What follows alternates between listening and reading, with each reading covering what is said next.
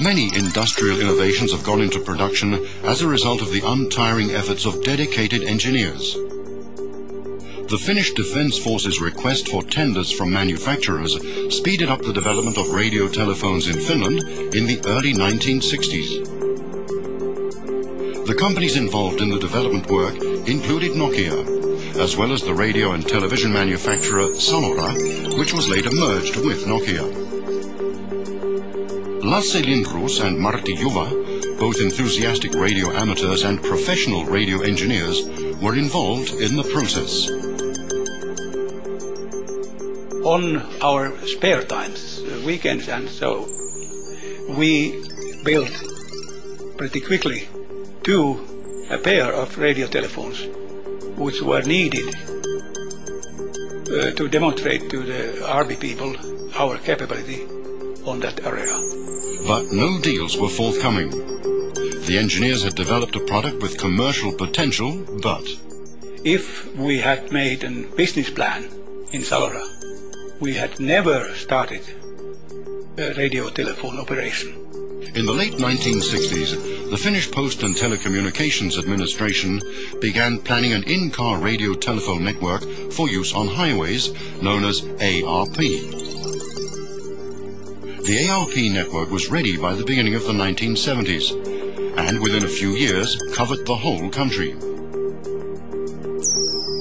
Radio telephone operations changed from closed systems to systems open to all. Initially, the calls were transmitted manually. The location of the call receiver had to be known, and the call was conducted on the simplex principle, meaning both sides had to take turns to speak. But simultaneous speech was soon to become possible. The Finnish Post and Telecommunications Administration owned the ARP network. The consumer purchased the telephone set. This heralded the start of mass production of radio telephones for the consumer market.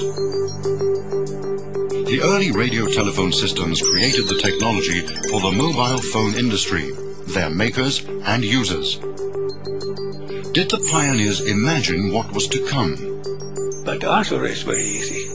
Never. In the late 1970s, the Nordic telecommunications utilities decided to develop a joint analog mobile telephone network called Nordic Mobiltelefon, NMT. A new era began, but there was still caution about investing in a new production plant. The Nordic networks were opened in the early 1980s. The first NMT product was a model called the Senator, which was followed by the first major success, the Talkman. Was this when the extent of the market was first understood? Vika says that volumes had grown 20 to 30 times bigger than the forecasts. Nokia focused on NMT mobile phones and their base stations. The techniques for assembling the components improved, enabling larger production series and better user features. Smaller size, less weight, operational versatility, reliability, and a lower price. Exports grew rapidly and soon made up more than a half of total invoicing. But Nokia's then CEO, Kari Kairamo, demanded more. So I request that you build a strategy for the entry to the United States. And then we went back home and we built a strategy how to enter the US business. And then we entered that 1985.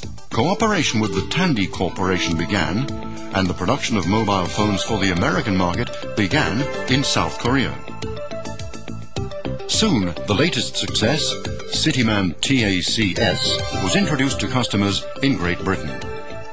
Mobile phones were now to be tailored to suit individual markets. The conquest of the world had begun. Its success factors can be summarized thus. It was our technology and our product concept. Unlike the analog system, which transmits speech unchanged through the network, the digital system digitizes speech, providing an interference-free and secure environment to transfer data and to offer a virtually endless array of services. The Conference of European Posts and Telegraphs, CEPT, built a European digital network. The operating principles and specifications of GSM operations, such as system features, integrated coverage areas, signaling standards, frequencies, and so forth. The world's first digital GSM network was opened in Finland on July the 1st, 1991. And we took at that time, I think, a very brave decision to stop marketing any other brand apart from Nokia. Nokia was going to be the single brand on all our products, all our phones, all our packaging, all our marketing. So a single-minded resolution to really push the Nokia brand. In 1991, there were less than 10 million mobile phone connections in the world. In just 9 years, the number had soared to almost 500 million, and Nokia had become the world's biggest mobile phone producer. What made it possible? I think the second big issue for us has been moving into product segmentation. Again, 1993-94, we deliberately introduced 3 products, the Nokia 1610, the Nokia 2110 and the Nokia 8110, at 3 different positions in the marketplace, each targeted at a very different segment of the end-user market. Phones grew smaller in size while their functions increased. Soon their capacity matched that of 2- to 3-year-old microcomputers. To everybody's surprise, the popularity of short message services rocketed. Young people had discovered the mobile phone and marketing became global. The data transfer card allowed the computer, the fax machine and the mobile phone to be used together. The Nokia communicator, launched in 1996, could do all of the aforesaid. Meeting customers' needs in different markets and different cultures requires cross-disciplinary skills because... Well, we have a very broad market, but we want to understand the individual within it. And to achieve this, we need to understand cultural, social, economical aspects, and we need various types of skills for that. As early as the 1980s, Nokia expanded from Europe into all the continents. Great potential was found in Asia, where cultural differences called for new solutions in both technology and design. We were the number 3 brand in 1996 in Asia, so we were known but not as the market leader. And so one of the focus areas for me has really been to build the Nokia brand, such that we're now virtually number 1 in terms of brand popularity, and we're certainly number 1 in terms of the number of handsets we sell in Asia. Mobile phones freed people from the bondage of time and place. The popularity of short message services in digital phones grew bigger than anyone would have believed.